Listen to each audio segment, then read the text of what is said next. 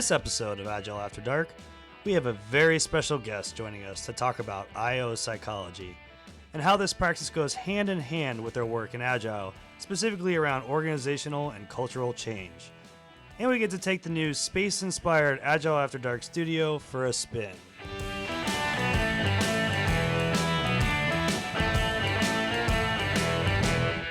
Welcome to Agile After Dark, the podcast that addresses Agile topics not talked about in the light of day. I'm your host, Greg Adams-Woodford. I'm sitting here, and my co-host, Brandon Gartley, is sitting there. As always. So today's episode is IO Psychology and Agile, Breaking the Resistance. And to help us understand this rather new concept is Carrie Overman. Carrie has a master's degree in industrial organizational psychology and is a practicing HRIO consultant. So I'm going to ask you to tell us about yourself a little bit, but I think you know Brandon, if I'm not mistaken.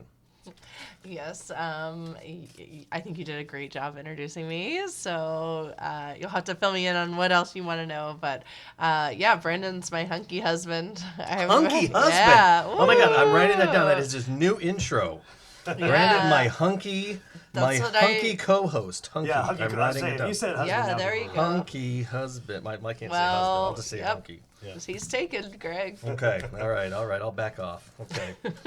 So, how did you get involved in this field? Did you start out in HR, or did you start out how did you get involved? No, so actually, I had always heard about this. It's been around for 30 plus years. And I had always had an inkling to want to study this, as I have an undergrad in psychology and really wanted to focus on business and how psychology plays a role in how people work together, how they perform at work, how they're able to achieve their best selves in a work setting. So just really always been a fascination of mine, and sought to pursue it by getting a master's and really putting it to work in the workplace. All right, well, good. So you're here in the After Dark studio, newly improved After Dark Studios in the Heartland. Again, we've moved just a little ways from the original location. Our favorite cat, is still here. Yeah, Sassafras is definitely still around. She was, I would say, heavily involved with some of the reconstruction of the studio, because every single time I made a move, I had to shoo her out of the way. Okay, so the reason that I think we are talking about IO psychology and Agile, and I'm not even sure what I understand what IO means, is because in the Agile world, as we know, there's a lot of resistance to organizational change. And as we talk about, it's easy to learn some of the Agile principles and whatever flavor and or framework we have with that, but it's hard to have behavioral change that's consistent and persistent. And so what we wanted to do is explore a little bit about what this IO psychology and Agile means. And of course, we wanted to bring in the expert to talk about that. And this is, I think, more about cultural change than it is about anything else or organizational change. Yeah, and I want to add to that. I mean, Sure. I think the past podcasts we've had have kind of been building up to a lot of this, which is, we kind of talked about what Agile kind of misunderstandings are, and we kind of went all the way to transformation. If we get to transformation, we talked numerous times about cultural change, organizational change, and as much experience of the people that we had coming on talking about Agile and transformation, there's only so much that, from an Agile perspective, that I think we kind of run up against a wall. We talked about with Steve with DevOps, we talked about with Shiloh with transformation, we talked about with Danny in terms of coaching versus consulting. But for this one, I kind of think they go hand in hand, because they kind of have a lot of parallels. And because I've obviously talked to Carrie about this quite a bit, and she's actually helped me quite a bit as a coach. Is this what you talk about when you're just like, the TV's on, you're like, hey, let's turn the TV off and just talk a little bit about IO psychology? Yeah, that and cats. Okay. All right. I just wanted to make sure. No, I think that's a really important part of this conversation, because I do think, again, we talked about transformation, a word that's overused, and we're always trying to promote transformation. But I think, again, we leave a big part of that out, which is actually the organizational change part. So I think what we're going to talk about today is very apropos to that, and what real transformation might mean if we would add something like this to the model. Yeah. Right? Yeah. I mean, I think we run into a lot of times with organizations, we were quick to say, well, leadership didn't buy in, right? Or, the roles didn't match up with what we have in our frameworks, right? And that those things, because of that, that's why it failed. And I think that, we're talking with Carrie, and she'll certainly go into the details about this. It's, the combination of who the individuals are within an organization, how the organization deals with them, but also that there's some science behind it, right, Carrie? Oh no. I knew there was a reason that you invited her. It was this whole nerd science thing once again. It always comes up. So here's what I want to start with. Let's go back to the basics because I, again, don't know anything about it. So is this HR? What does IO stand for? Like, I'm not sure I understand how these things fit together. And I know what HR is. HR is human resources, right? It means that people get paychecks and they get benefits, and if they're onboarded, if they get onboarded, if they get in trouble, they get on a PIP, performance plan, whatever it is. But that's speaking from experience. Yes, Greg? no, You not put people on exactly, PIPs. not exactly. All But I right. do have a lot of experience with HR, and I'm actually a big believer in HR as not a benefits management organization, but something that drives inspiration through an organization. But typically that is not what's happened. I've been lucky in startups to have those experiences, so I have an appreciation for HR on that level, but I think mostly that's not what HR is. So what is this IO thing, and how does it relate to HR? Yeah, so industrial organizational psychology is what IO stands for, and it's a science of human behavior as it relates to work.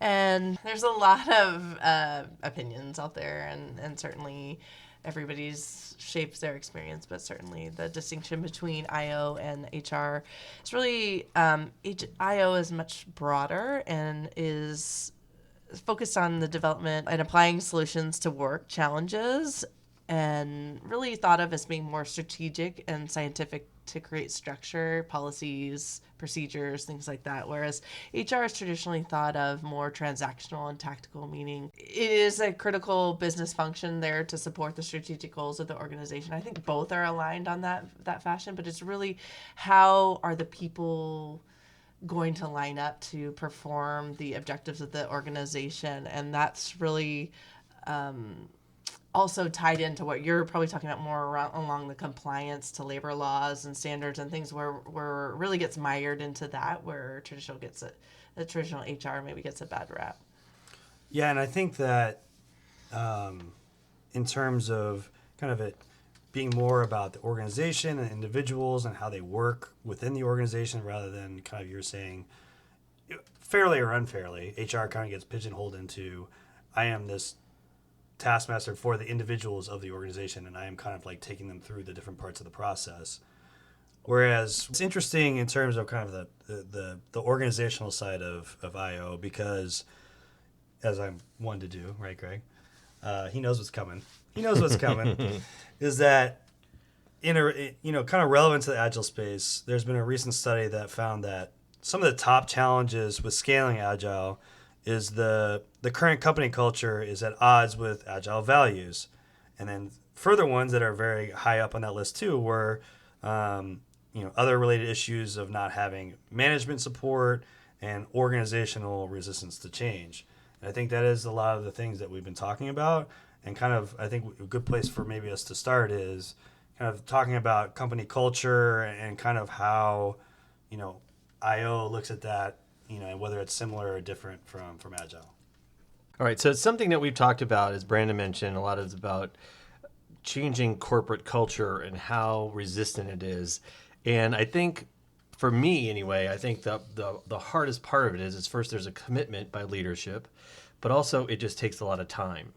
And it takes time for people to change their behavior. And I think that's one of the issues is they don't give people enough time. I mean, this is about humans. It's not about process, right? And I think that's part of why we have that issue. Yeah, I think a lot of reasons why people also have trouble with corporate culture is that they need to determine what they stand for and what they're behind. And so I agree with you that it really needs to start from a top-down perspective. And we're committed to it. we're living and breathing this, and we're treating this as though you're on a developmental cycle, just as you would a child, to learn it and really adapt it and grow forth from those values and perspectives, and really enhance it as their experiences develop within that practice. So I agree with you that that's a common thing. And I also think it's just a human nature to be resistant to change in general. And also there's a financial constraint of we need to see results immediately, right? And so those are a lot of reasons why you would pull away from something really quickly and not wait to see sustained results. And so I think that that's really what I run into mostly. Yeah, someone knows a little bit about finances and finance restraints. Taylor makes me like I'm a finance person, which is not no, true. No, that was Steve last time. But right. No, but he was like, how am I going to pay for it? But but which is true. And so what you're saying, though, too, is the biggest investment in an organization is in the teams who do the work, right? Absolutely. And so if you can't align and especially when it comes to vision and inspiration, and you can't align people to those things, they're not going to do. You can do a lot of things with people who you may call mediocre if you provide that vision, inspiration. And I think one of the things with talking with Carrie in the past that's been really helpful to me is, IO has a long. We can't get into all. We could actually probably have a podcast about this alone, which is about motivation, right? And how you motivate your people. And I think I don't know if Carrie, if you can speak to that more, because you know much more about it than I do. I think that one thing is just really, first of all, understanding people's core factors and motivation, and creating the environment where there's the hierarchy of needs, as many people know, where certainly I can't really breed a motivation in someone if they're always feeling scared they're going to lose their job, or you don't have, you're creating this scarcity and feeling of unwell being. They're really not able to actualize through and adopt the process because they're not truly in it. They're truly mitigating factors that are just a distraction. And so really providing a commitment, like getting back to what you were saying, is just you're committing to this, you're in it for the long haul, you recognize there's going to be pain points, and you're willing to take the financial break because you understand the true value of how a motivated person comes to work willingly, comes on time, early. I say this all the time with the Agile stuff, is when you actually truly change an Agile team, or an Agile team adopts, the Agile principles, a team, they come to work because they want to come to work. They're happy. And if you see that team versus another team who operates in a more traditional project management type, and they don't have the leadership to provide that inspiration, it's a very different thing. And that's kind of about job satisfaction. And I know there's this occupational health and well-being thing. Sounds very hippie to me, but I don't know if you want to talk about that. And by the way, I'm the one who's always said that Agile's, when I first learned about Agile, I said, it sounds very dirty-footed hippie. We're just going to defer commitments and all that stuff. But really what it was doing, it was just speaking to the fact that the world changes and people need to be able to respond. And that's really what you want to teach people to do. Yep, and you also want to create that. I like about Agile, which is something that you're seeing more and more incorporated into organizational performance management or just anything, is this continual two-way dialogue. So there is no sense of being out of touch and really not being able to respond to what the employee truly wants or needs, or the obstacles that they face, in order to address them in a timely fashion, is really important. And empowerment too, right? To say that you're a part of the team. We want to listen to you because you probably have some good ideas, because guess what? You actually do the work. Exactly. And that's been something that has been newly recognized, or entering the thing. Is just really the frontline managers, or the day in, day out workers or producers, that they're really the ones that are going to be the best people to consult for changes needed, or that's where the best ideas come from, because they live and breathe it and really have a passion for making it better. So I have just a quick story, Brandon, and you can cut this if you want. But there was a situation in which we had a big group of people, a big team of people that were over 100 people. And they were doing great, and they were working in an Agile fashion, and they were learning to work as teams, and they were forming teams, and they were doing their own thing and really being productive and hitting their commitments. And then a decree came down from on high, which they didn't even know who that was. Mm-hmm. And they said, you will do this by this date in this time frame, and you're going to get this done. And you saw the team start to unravel precisely because the managers decided, oh, well, you know what, we're going into a room and we're going to figure out how you all are going to hit this date. And even though you do the work and we don't do the work and we don't even know what you do, we're going to go make the decisions and then we're going to hand that to you and tell you what to do. And here's the result of that. Hey, we just work here. I'm just going to come into work. If you're going to just tell me what to do and not include me, because I actually, if you put us in a room and had us help figure out the problem, I bet you we would do it in half the time and we would get there. But you just telling us what to do just makes me feel like I'm just a factory worker. I'm just coming in here.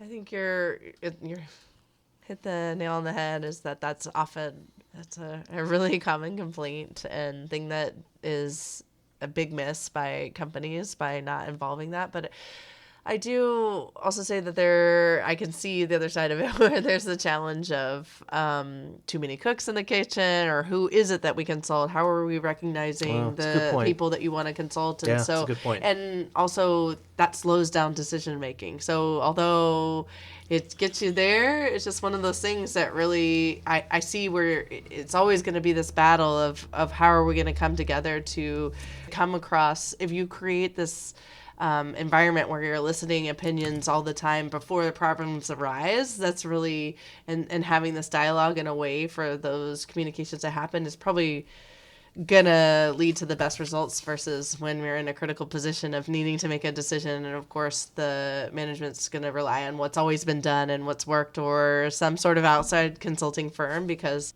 there's also sometimes just a lack of transparency and a want to involve them on all the critical pieces at the bottom that they need to know in order to make the informed decision on, what needs to be taken next. So do you want to expand on that? I never thought that's a really interesting thing is to say we're in Agile. Oh, just let the teams do it. Yeah. But nobody talks about I do a little bit to say that it goes both ways, but it's very surface level. That's a really interesting. I don't know if you want to do it now, but it's really interesting. Everybody has a boss and timelines and things to meet, and what we're missing is that's never going to stop. Top will come down, and bottom needs to come up for it to be effective, but you need to have the whys, like you were saying, like what will really help a top-down decision is, why did we come to this role? Any sort of transparency around why we need to shift gears is going to get a lot more from your and we've talked about it in a couple of podcasts actually.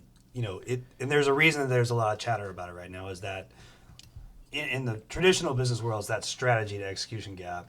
For us, it may be more of the vision to execution gap from an Agile perspective, right? But I think one of the challenges that we see is there's no silver bullet for this, obviously, otherwise everyone would be doing it. But I think that you really brought up an amazing point, Carrie, which is, the transparency and the communication is one of the best foundations for ensuring that everyone's on the same page. So the people that are doing the work are motivated because they know why those decisions are being made, right? And the people that are, quote unquote, making the decisions, they are getting input, hopefully, from the teams that are doing the work. But you really bring up a great point. Is like, from an Agile perspective, sometimes we get lost in this whole, well, the teams know the work best, and so therefore they're the ones that should be driving how the changes happen. Yeah, and I can give you a personal example of this. First startup I worked at, we were toying with Agile, but it really wasn't a term we used, but some of us were thinking about it. And I sat in this office that was next to the boardroom where the management team would go into every Tuesday at 3:00. And they would walk in there, and with the exception of the CEO, that management team was amazing, because they communicated well. They were always on the same page. They were consistent, which is what people want, consistency more than being right. And they would come out of that room, and I thought one day, I would follow those people anywhere.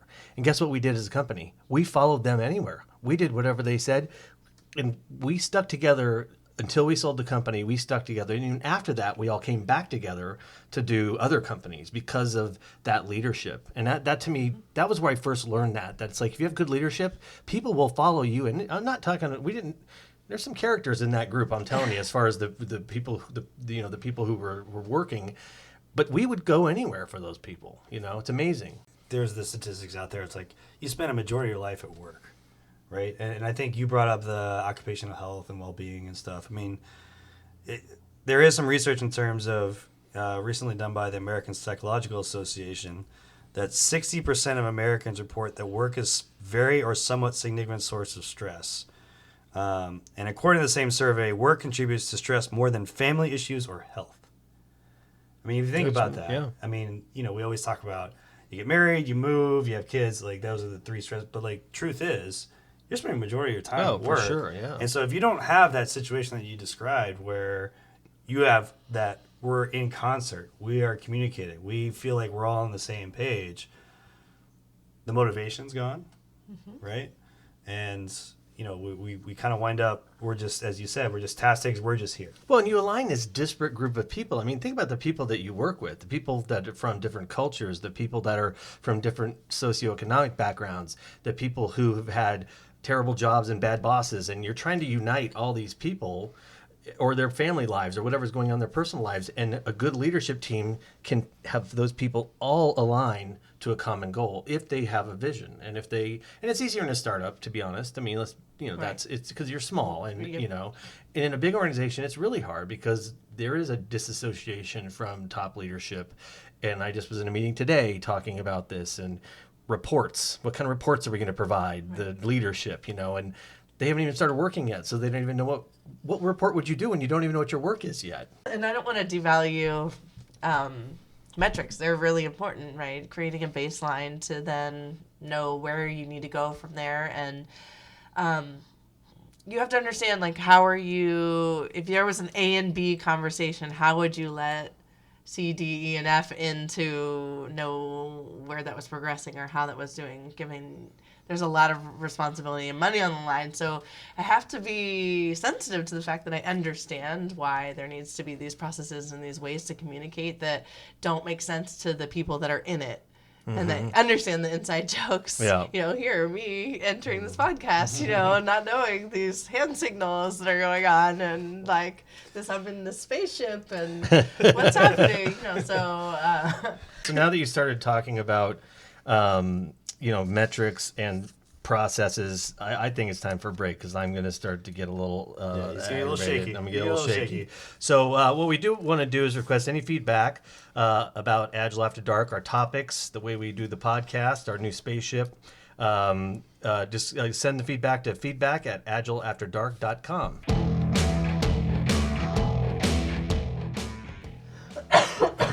That's Carrie coughing. that's what I told him. I was like, I'm going to have to cough it. It's all the Lots styrofoam of from fun. our new Homeland studio. We do need to name the Homeland studio. We really do. We should call it the... Well, we call Flux it Agile After capacitor. Dark Studio. Yeah, we do. Flux capacitor. It's like, do. So we I'm punching in the day. Yeah. So Brandon made Right some now. additions to our studio. It was construction related, and we are now. It feels a little bit like we're on the Apollo 13. And we've moved the studio now, and not too far. And but now he's living in the studio basically. So he's living in the Agile After Dark studio. We don't talk about what happens in here outside of just recording the podcast, but we do have facilities, and we have a new green room as well. Yep, exactly. And Sass has been in here rummaging around Yes. as she is one to do. All right, so we're back. And before we kind of continue on some of the things that we were talking about, Sass wants us to talk about what it is that we're having to drink tonight. So, Carrie, can you give us as the guest what it is that you're drinking this evening? Yeah. Sass is really feeling excluded here. Yeah. I'm having the Stag's Leap 2014 Chardonnay barrel selection.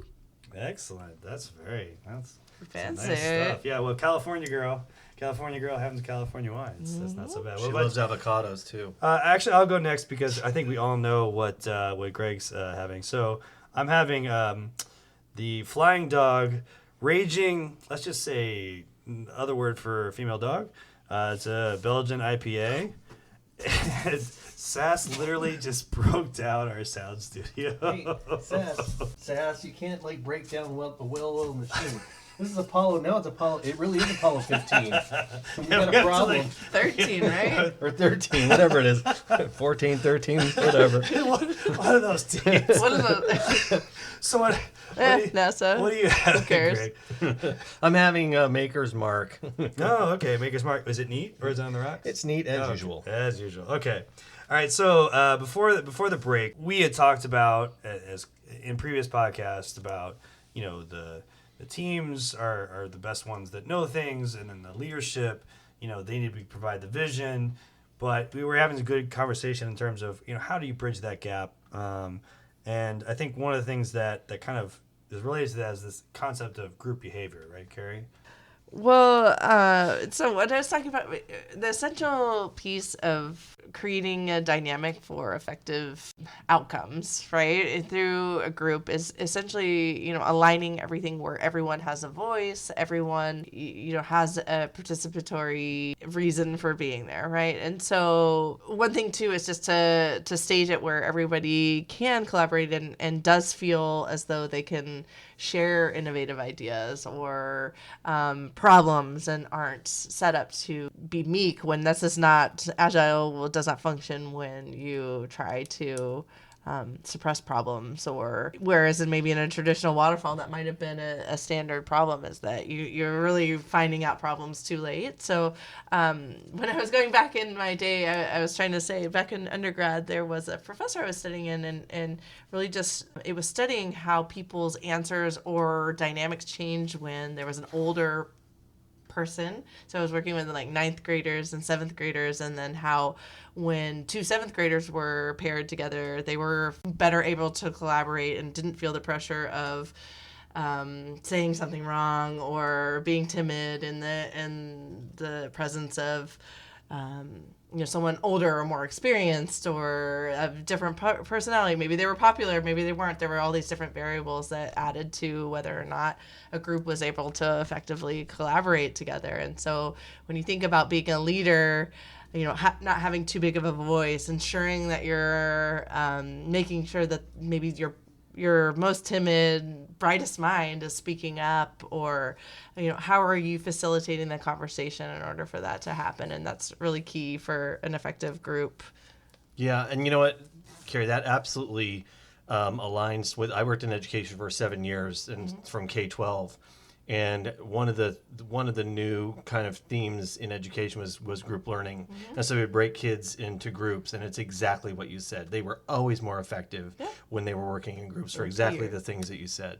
Yeah, when it appears. So you also have to bring. So if I bring someone that's an expert in their domain, and you have all bases covered, the ideas, right? You have all the brightest minds in the room that are all, no one's above one another, and they're all just collaborating to reach the solution or this deadline or whatever it is to product output. You're creating the environment for that to happen, and so by doing that, you're really making sure you have the knowledge, skills, and abilities that are suited for whatever. In you guys' case, the user stories that you're trying to create, or in the workforce as a whole, like how are we building that team that's everyone's a star on? So can everybody be a star? I mean, how does emotional intelligence, for instance, that people talk a lot about, maybe that's over talked about, but how does somebody who's maybe, whether they're in the classroom and they're in 5th grade, or they're a developer who's shy and who really just wants to work on their own, piece of work and don't want to collaborate, versus somebody who has an emotional intelligence, IQ that's high.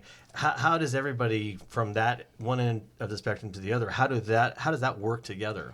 I'm not going to lie that's a challenge. I mean, everybody comes to the table with different perspectives, understandings, personalities, and really need to work together, and usually it just takes time, and kickoffs are effective, or icebreakers are ways to uncover those differing perspectives or approaches. You're able to work within those parameters, right? So I mean, I know we'll get into a little bit later, but in terms of assessments, because I know in IO, it's not just the traditional HR of, there's this person and they're shy.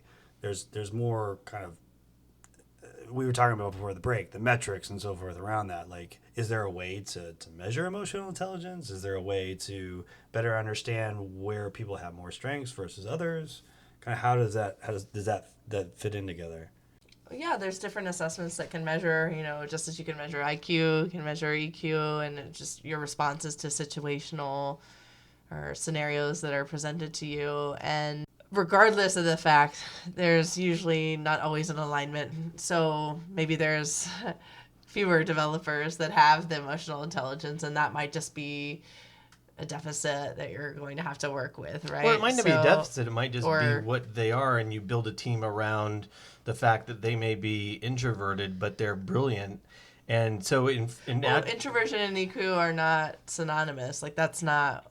So I want to be clear on that. That someone that's introverted could be the most emotionally intelligent and be observing and really taking in everything that's going on and guarding their reactions very carefully and only speaking when relevant or to, really that. How dare you correct me on my own podcast? Well, I'm sorry, but yeah, no, but I just That's want like to a be version very of her clear P word. that's a very different meaning. Someone that, and to be honest, a lot of people that are very outspoken suffer with emotional intelligence, and that's usually where you have the most destructive behavior, where someone might be very curt or direct, and that might not even be a sign of lack of emotional intelligence. It might be a cultural influence, right, that's coming in that you have to factor in as well. And so yes, I think we've gone off a topic a little bit about, because there is a measurement for these different things, and then there are assessments for different skills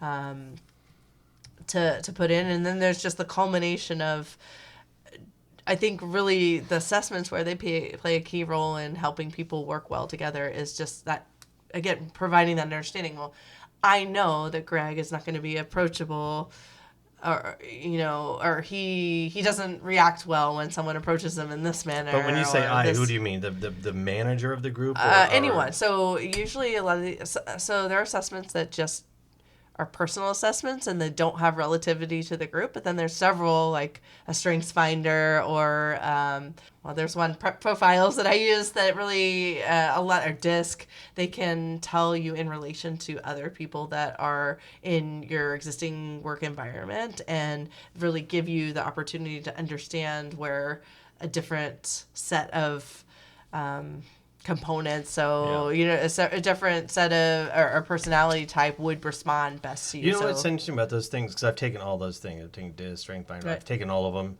and it's always funny because I'm always the last one to take them in the group, and everybody's like, "Oh, I already know what you are," and they write it down, and they're always right. But what I think is interesting about those is that it gets the group talking. Right. More than what they are, what the assessment is, whether it's right or wrong. It gets the group talking about the different types and maybe what I'm in. It teaches them to learn how to communicate, because they're like, oh, he's that, and then, or she's that, and you know what I mean? Right. That seems to me to be the power in those things. I think that's very true. The dialogue is there, but it's also a great management tool. So then if I know I have someone that's really is an introvert or something, like I know that I need to really take the time to coax them into the conversation, and really I'm responsible as the team leader to ensure that all the dynamics are symbiotic, and the best outcome is coming from that. So, we were talking a little bit during the break where, there are certain people that have the skills, whether as coaches or consultants, to read the room and read people really well. And they kind of look at these things and they're kind of like, yeah, what's the use of those things? I don't really see the use. But the truth is, He's talking about me. So yeah, I am talking about Greg, but I think, even he having taken that, it's interesting to hear you, Greg, say that there is value you can see out of it. For sure. In terms of the conversations that come out of it. We've been talking a lot about communication, but I do also think that for those, whether they be coaches or people on the teams or leadership or management, with more different trouble reading the room, right? Yeah, it's valuable to them. Right, it's absolutely valuable to them. But I think one of the things that we want to talk about after the next break is kind of how does that then translate into as a leader, as someone that wants to make sure that we're being innovative. Like, what do we do in terms of ensuring that we're reading the things that are coming out of those correctly, but also understanding, as we've said already today, kind of how the human component of that. And I'm gonna challenge Carrie, because this was gonna happen sooner or later, to tell me about innovation, because I know you have a background at a company that sort of had a program or a process for innovation, which I strongly disagree with. So I'm going to be very interested in hearing your understanding about what you think innovation is, how it relates to this topic, and about individuals and leadership, because I think that's a business cannot survive or thrive, especially in the startup world, without innovation, but it being more of a genetic part of a company versus something that you do. Right. So that's the cliffhanger for everyone. We'll come back after the break. But in the meantime, please feel free to tell us how Greg can't read a room at feedback at agileafterdark.com.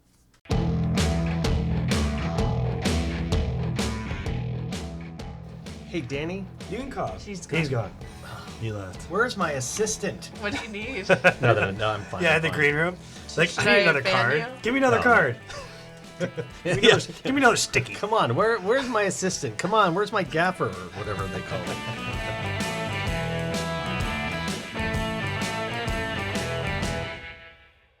All right, so we're back here at Apollo 13, and we left before the break talking about innovation, and this is something that's near and dear to my heart, having been a part of a lot of startups. And my feeling about innovation is that innovation is not a process. Innovation is not something that you set aside on a Friday afternoon and ask people to innovate. You don't plan for it. You Another don't P word. You don't plan. You know how I hate the P words.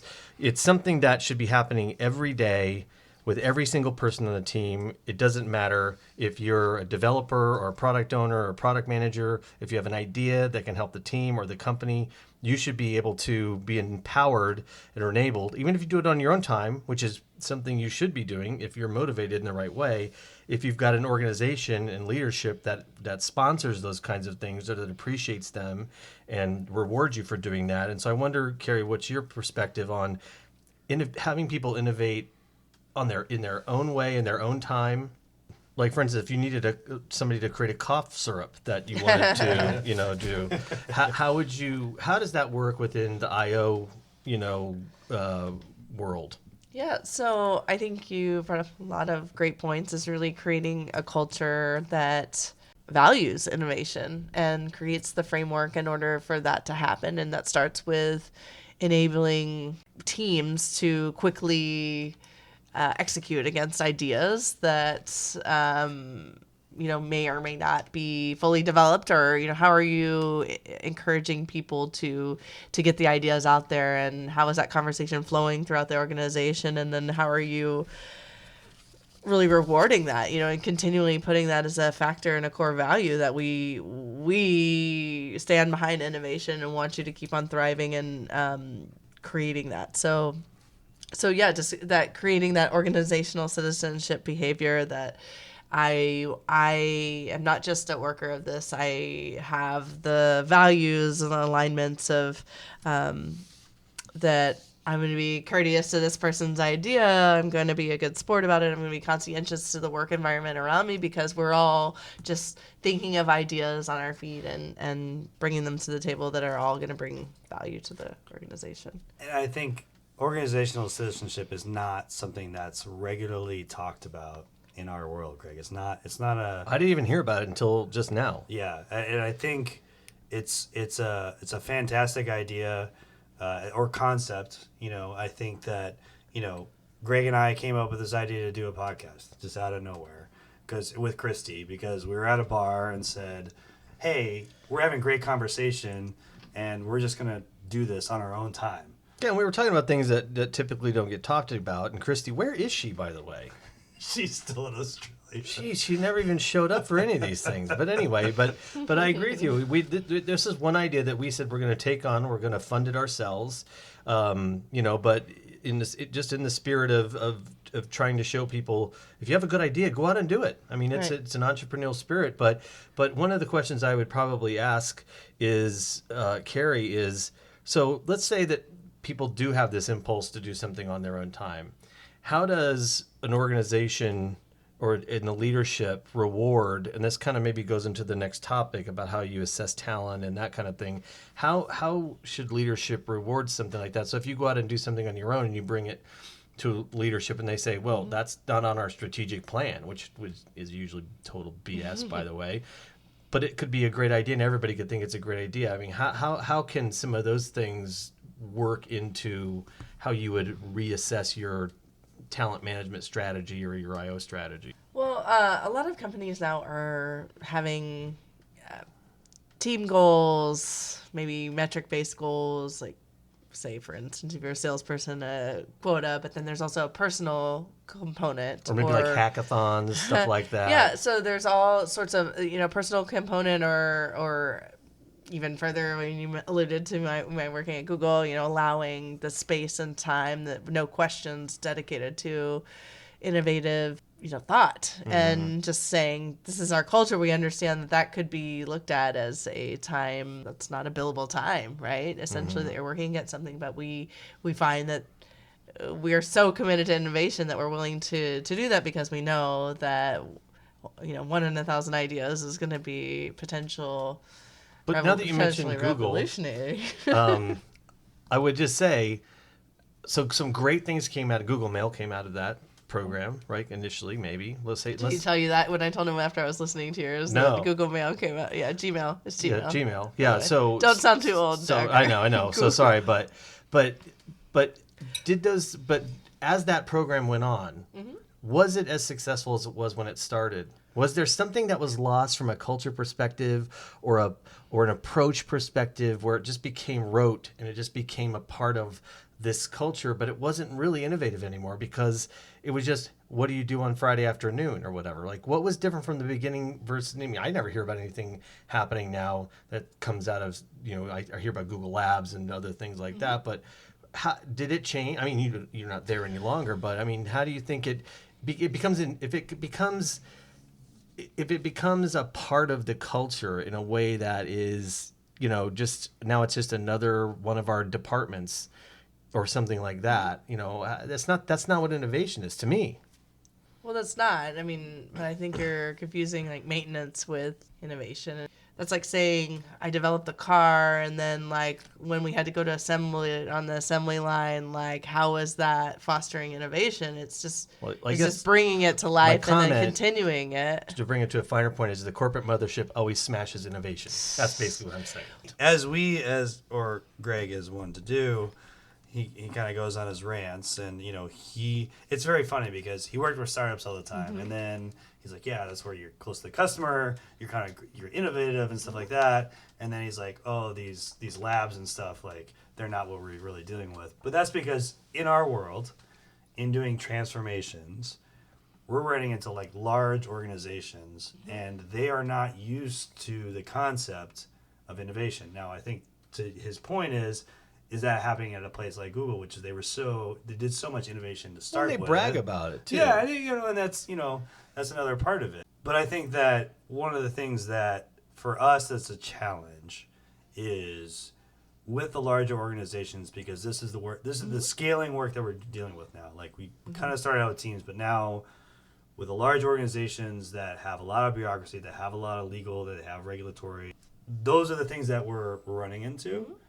And, can you foster that sort of concept of innovation when they just have the processes, the plans, and all that kind of stuff? And I think what I want to talk about as kind of a lead into that is, where does that come from? It comes from leadership. Yeah, and we do need to get a little soundbite for Greg's rants, because that was one of them. Yeah. So thank you for stopping me. And really, I think the early question that I had was, like you said, how does leadership, and then how do you assess, from a talent management and a job analysis, how does that maybe play into that? And then more metrics stuff, which, I might just fall asleep on the metrics. I'm just going to warn you, but No.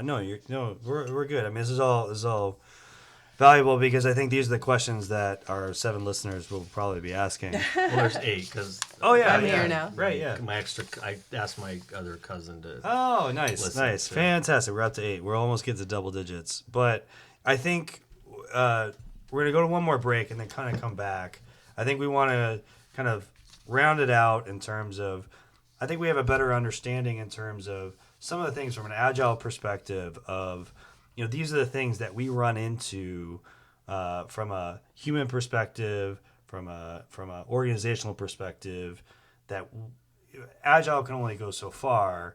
And Carrie, you've done a great job in kind of describing how, these are, whether it be, organizational citizenship, innovation, and we can kind of talk a little bit after the break about leadership, and then how that leads into a lot of the kind of the tools that you use as an IO consultant, whether it be, assessments, we talked about a little bit, job analysis, psychometrics, things like that. Some of the tools that you use to really kind of round out the type of outcomes that we have, whether it be for change management or those sorts of things. So, by the way, if anybody wants to make any remarks and support me on my rants, request any information or give us feedback, go to feedback@agileafterdark.com. I was thinking about, because that story, your summer story was actually pretty good, because there have been previous stories where you're trying to like work them out and figure them out and stuff like that. And I don't know if you got a harsher critic than Carrie. I know that one wasn't very interesting, and I was trying to think of one because I'm a little worried about getting through all this material because it's very interesting. I think that you're painting me unfairly. No, so not I at go all, not at around all. critiquing you guys to death. But it's just that I'm honest critiques. witty. Yeah, you are very witty and sharp, Just kidding. and we'll see the sharp part come out, I'm sure, at least once or twice. It's ironic that nobody gets that. The people who do the work, well, I guess maybe Mark's got this. The people who do the work, I'm not a communist, by the way, but the people who do the work actually do kind of know go to them to help solve the problems. Right. Well, so now that we're back from the break, Red. Now I'm a finance guy and a communist all in one. What? It's kind of a fantastic accumulation of personalities. One of the core things that we run into in any agile transformation is performance management does not align with how we are encouraging it's a team effort. There's individuals that provide a lot of value, but how do we get and I know performance management is not the end goal, but there's a lot of things, there's a few things, core things that from an IO side that you've talked about before, Carrie, is there are a few core things that need to be in place before you can say, okay, now we're really ready to re-examine how we're doing performance management. Yeah, I think you're right, Brendan, is you have to really assess all the skills, knowledge, skills, and abilities through a job analysis or just really creating what is the ideal person that we need, creating a job description essentially, though, even though this is a project, Agile works in a project-based scenario, but you really need, I need this skill set for this part of the project, and this is who I recruit, and define my selection methodology around these predetermined skills and abilities that I need to do. Yeah, and isn't part of that too, you're also, it's not who I'm bringing in, but also who I have, right? Exactly. So really you do, want to have a skills inventory and take inventory of what you have and develop what you have on hand, and then find where the gaps are, and then bringing in people to fill that. I think for a lot of maybe the 5 of the Agile practitioners that are listening to this, it seems a bit cold. It's kind of almost more traditional.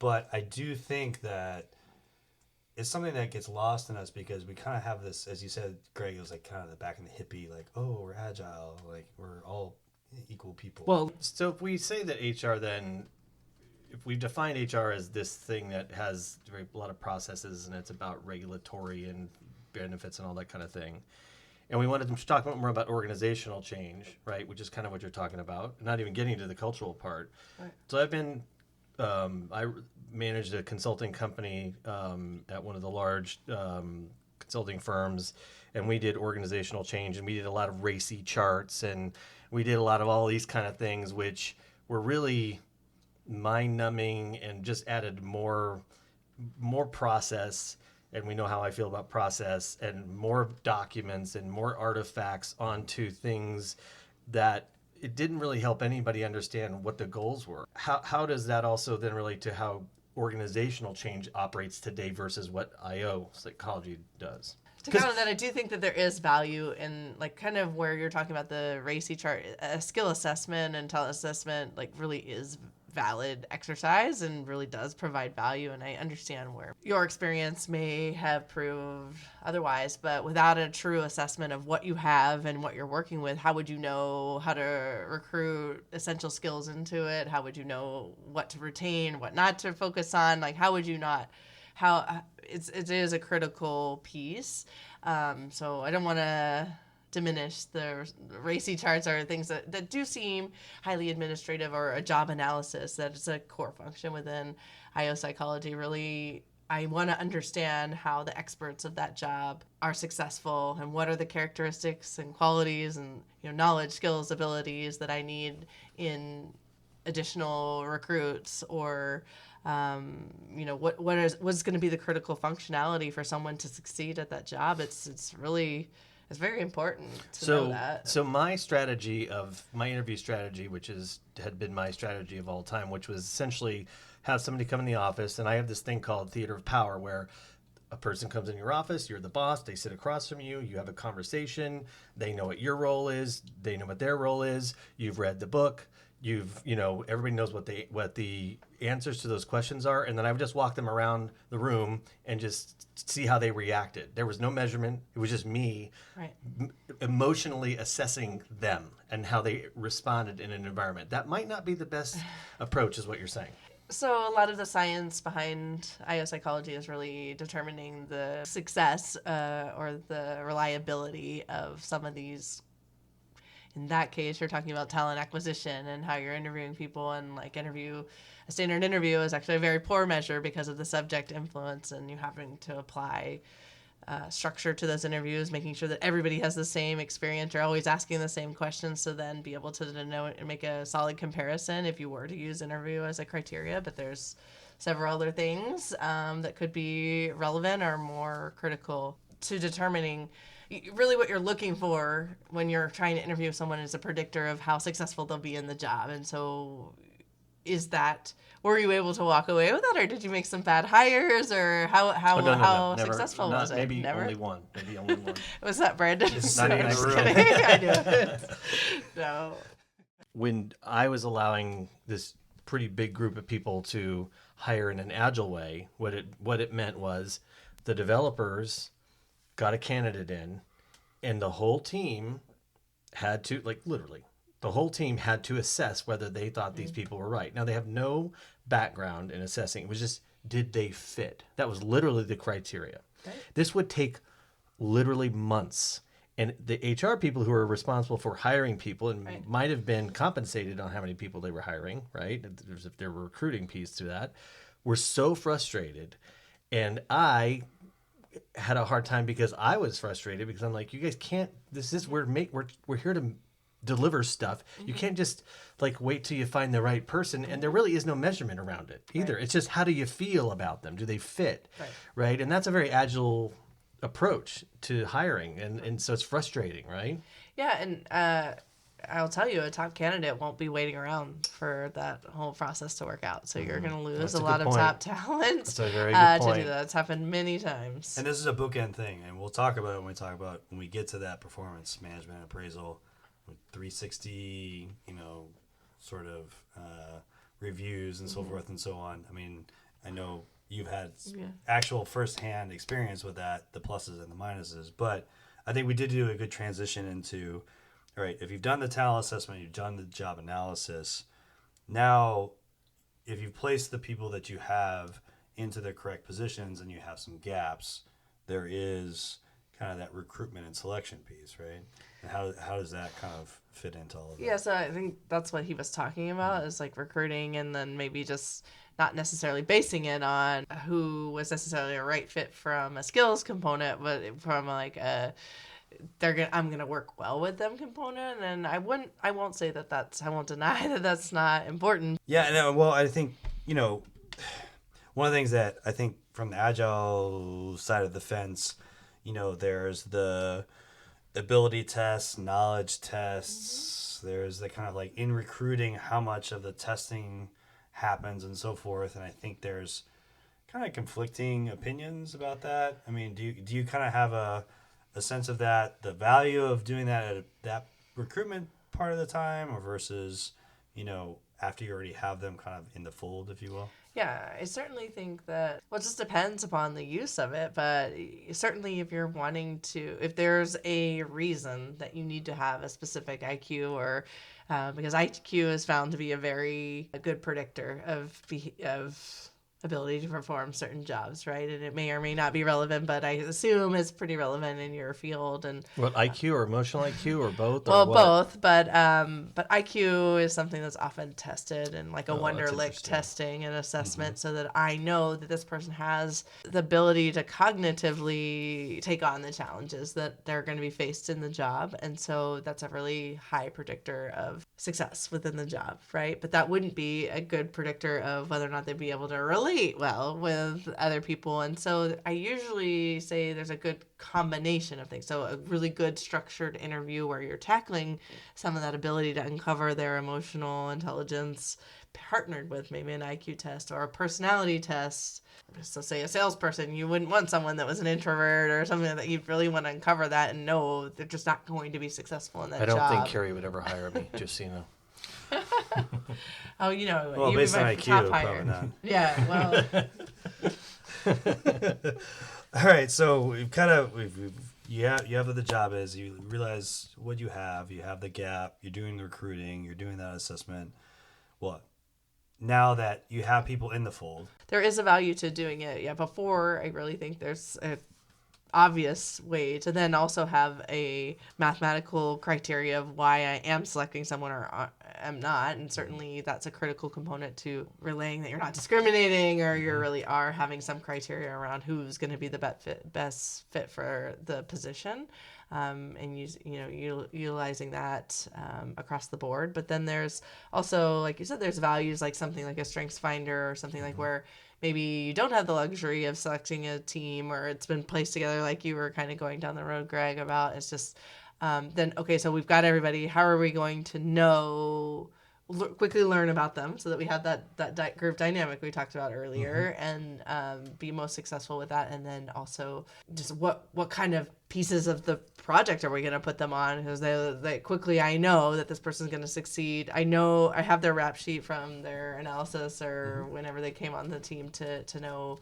where they would shine, and I want to leverage those strengths. And then additionally, I could take another assessment to see, well, how are those intangibles that may not have been discovered in the job analysis, right? Because that would just be hard facts of skills and knowledge, and maybe I could say they have critical thinking, but that's not the nuance of, I don't know, what are your strengths that you found in your test, that you might uncover that you're able to use. yeah, it's basically that I can be around anyone and say anything, but Yeah, see, he's perfect. That's what his came back with. But right. But at any rate, as a coach, he it might kind of be worked out. an integrator or a chameleon, that he's Yeah. able to be more adaptable and probably lead a lot of conversations. So him being the project manager would be a great asset. But Well, actually, not so much versus a project manager, but more as an agile coach. Yeah, Right, exactly. but- Because like I did, as we talked about in one podcast when Christy was on,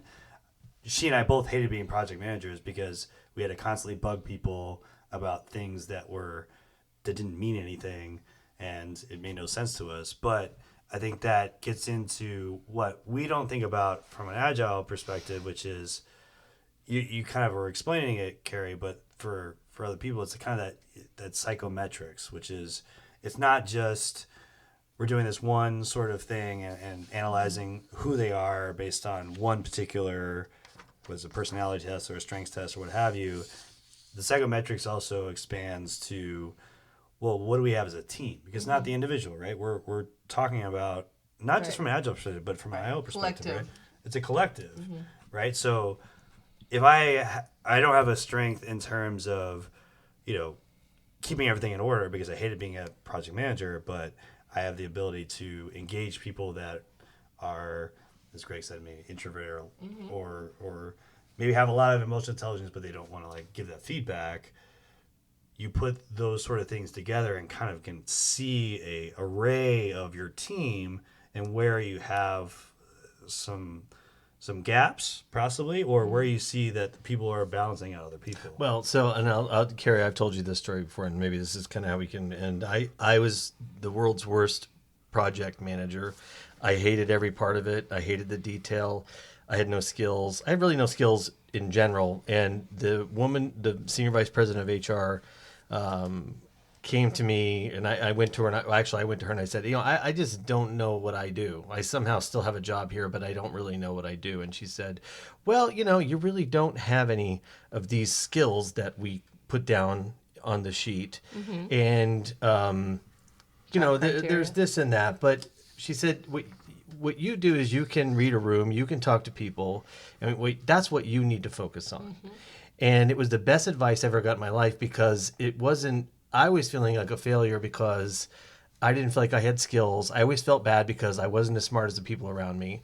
But she said, but what you can do is you can put a room together, a room of people together, and get things done. And she said, that's something that's what you have.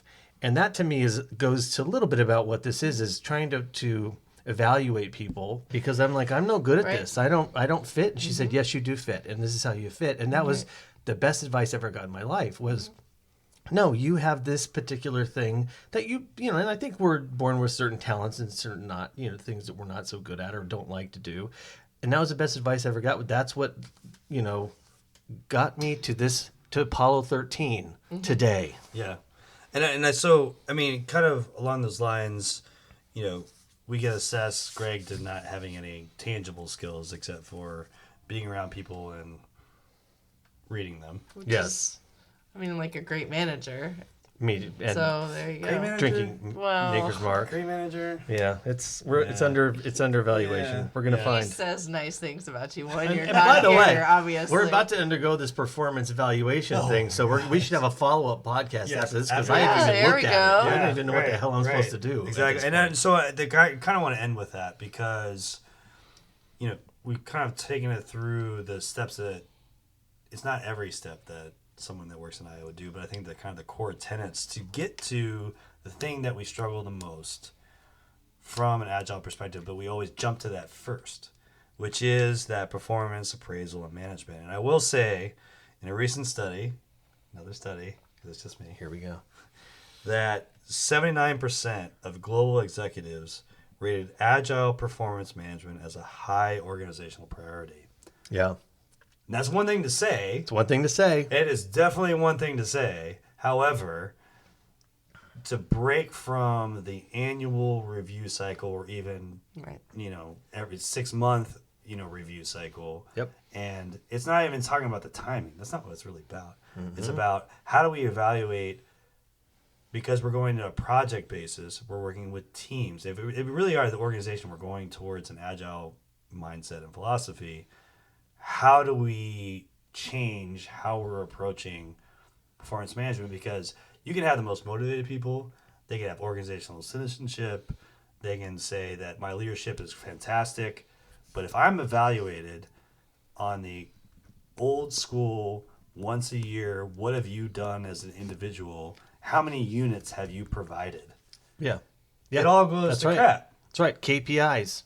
30, 60, 90 days. Let's go. Right. Same thing with budgets. Same exact thing with budgets. They do the exact same thing. We got an annual budget, and even if something changes radically, we're gonna stick to our annual budget, and they don't change. So from a kind of an IO perspective, because you haven't been as involved in some of the stuff that we've seen, but what are some of the trends that you're seeing in performance management, and kind of how that can be changing? So let me ask you. So I'll give you an example of that I think you can work from. So when we first started organizing and trying to really do this IO kind of stuff, even though we didn't know what we were doing, we said, okay, we're going to decentralize management, and we're going to have the teams focus on even doing the talent reviews. The teams are going to do the reviews of the individuals on the teams. The managers are essentially they're HR managers. They do the benefits, they do all of those things. But the teams are really going to assess the team, and that's how we're going to derive whatever their bonus is at the end of the year, their increases at the end of the year. Now, that seems like a great idea, and it actually did work until you had somebody who didn't feel like, well, I'm doing a great job when I'm like, so I had to have these conversations as the VP, like when I get escalated, no, the team doesn't feel like you're doing okay. And then it's like, well, they're not the judge of me. You're the judge of me. So so if you, that's an agile approach. Okay, that's a kind of maybe an extreme agile approach, but it's like really the team does the evaluation and a manager just administers it. So how could this help that? Because when it gets to me as a VP, I'm like, well, I guess I just have to trust the teams, but there's no governor on that. Well, there's a shift from, like you said, annual performance reviews to having everyday feedback, MBOs, more of a really having are flexible to the business objectives. If the business objectives are set at a quarterly or the annual stakeholders are getting updates on a quarterly basis, the goal should be aligned to that and achievable in that time so that they can shift as the reactions or the financials are in and the budget, like as you mentioned. So that's really where everything's going. It's just more bite size, more also there's the peer feedback that you mentioned. So a lot of this multiple touch point, multi-rater feedback that's critical to getting just more data as it relates. But there are challenges around the competitiveness of the environment and what if I give this person that, what does that say about me? I'm egocentric in how I'm rating somebody, and like what is it in relation to the performance I think I'm giving. But in essence, the theory behind all of that is all these data points would then synthesize into a true understanding of, say we're throwing the Russian judge out, or you know what I mean, like in the ice skating Olympics version of the events, is that sure there'll be anomalies and things that don't line up, but if you take the standard statistical approach, that it would, in theory, all line out to be an effective measure of your performance. It sounds so complicated. Maybe we need the next version 2 of this podcast. But it sounds, what you just described sounds, like in a perfect world, if you could gather all that information and put it into some sort of measure that was easy for a human being to understand, that would be great. But it sounds complicated. I mean, right. how where are we along that line of where we are is it, as far as making it simple for somebody like me to understand, the communist economist? Yeah. Well, the idea is that you don't have to. So, do you need to understand necessarily everything that's in an algorithm to know that it produces results? So, it is essentially kind of it, like.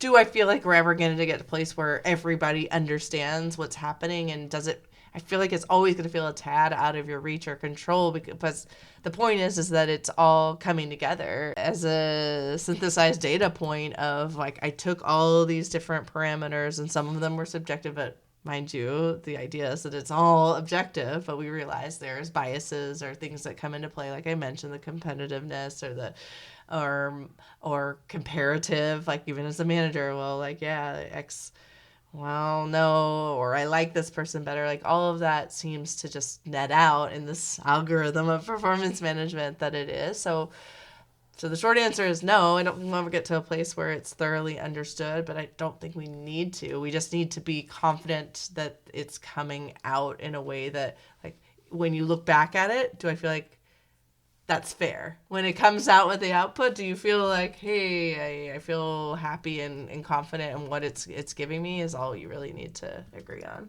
I think from the Agile perspective, the key part of that is regular feedback. That is a core tenet to what we do. Failing fast is not seen as something that is held against you. Being innovative, and people say different, but like having that organizational citizenship is not something that is seen as an outlier, but as we've created this culture.